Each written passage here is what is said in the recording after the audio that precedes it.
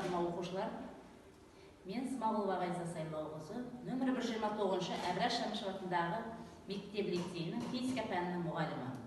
Бүгінгі өтетін сабағымыздың тақырыбы қатты денелердің механикалық қасиеттері. Осы сабақта қол жеткізетін оқу мақсатымыз серпімді деформация кезіндегі Юнг моделін анықтау. Балалар, енді осы деформацияның анықтамасына тоқталсақ, дене пішіні немесе өлшемдерінің өзгеруін деформация дейміз. Латынша деформация бөліну, созылу деп атаймыз. Деформация негізінен екі түрге бөлінеді. Пластикалық серпімді. Күштің әрекет тоқтағаннан кейін дене өзінің бастапқы пішіні мен өлшемін өзгертетін болса, мұндай деформация пластикалық деп аталады.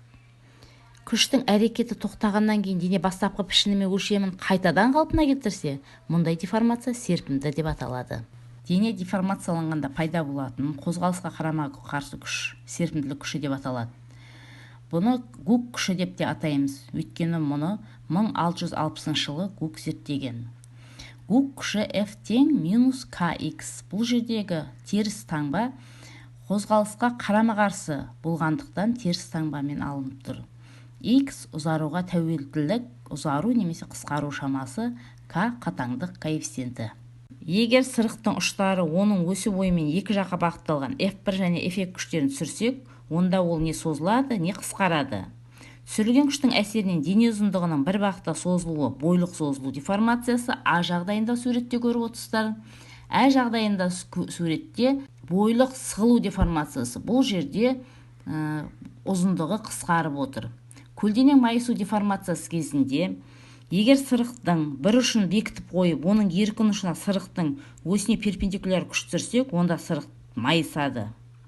Бұл майысу деформациясы деп аталады. Келесі слайдымызда біздегі деформацияның түрі бұралу деформациясы. Дененің параллель қабаттарының бір-біріне қатысты қос күштің әсерінен бұралу деформациясы деп аталады. Ал егер дененің параллель қабаттары бір-біріне қатысты салыстырмалы түрде параллель орын ауыстыруы ығысу деформациясы деп атаймыз. Абсолюттік деформация деп күш әсерінен болған дененің қайсы бір өлшемінің сандық өзгерісін айтады. Дене көлемінің немесе пішінінің түсірілген күшке әсерінен болатын өзгерісін сипаттайтын шама салыстырмалы деформация болып табылады. Ол эпсилон әрпімен белгілейміз. Дененің бастапқы өлшемінің қандай да бір бөлігінің ұзару абсолюттік деформациясын құрайтынын көрсететін сандық шаманы айтамыз. Деформацияланған қатты денедегі ішкі күштердің әрекетін сипаттайтын шама механикалық кернеу деп аталады. Механикалық кернеу сигма әрпімен белгілейміз. Күштің түсірілген ауданға қатынасына тең. Механикалық кернеудің өлшем бірлігі паскальмен өлшенеді. Гук заңы ол тәжірибелік заң. Осы жаңа механикалық кернеу арқылы да Гук күшін жаза аламыз. Серпімді деформацияланған денедегі механикалық кернеу осы дененің салыстырмалы деформациясына тура пропорционал болады. Материалдағы механикалық кернеудің зат тегіне және сыртқы шарттарға тәуелділігін сипаттайтын К шамасы серпімділік модулі деп аталады. Серпімділік модулі материалдағы салыстырмалы серпімділік деформацияға бірге тең кезде пайда болатын механикалық кернеумен өлшенеді. Мысал ретінде Гук заңын созылу деформациясына қолданып көрейік. Осы кезде жоғарыдағы формуланы мына түрде жаза аламыз. Е деформацияның осы түрі үшін серпімділік модулі, оны Юнг модулі деп те атаймыз. Юнг модулі салыстырмалы деформацияның бірге тең, яғни үлгінің ұзындығын екі есе арттырған кезде пайда болатын материалдағы нормаль үдеумен өлшенеді.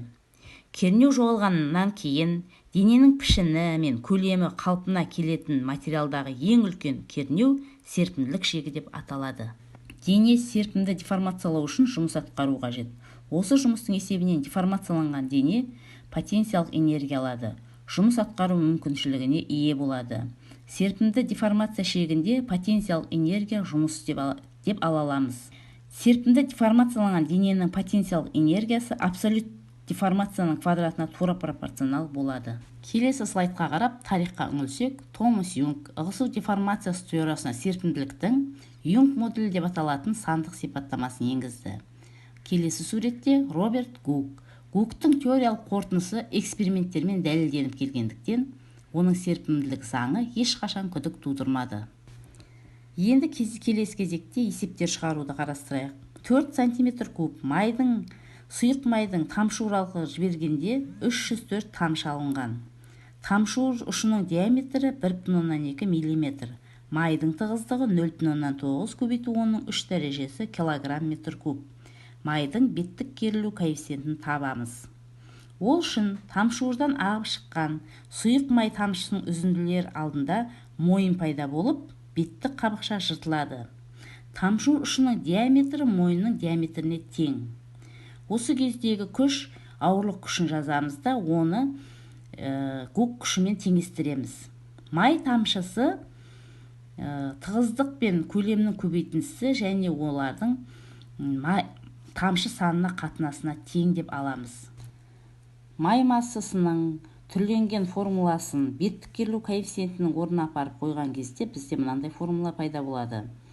Пи көбейтілген диаметр және май тамшысының саны тығыздық, еркін сөйлеу және көлемнің көбейтінділерінің қатынасына тең. Берілген мәндерді орнына қоя отырып есептеу жүргізген кезде бізде беттік керілу коэффициенті 0,3 ньютон бөлінген метрге тең болды. Осымен сабағымызды аяқтаймыз. Жақсы сау болыңыздар.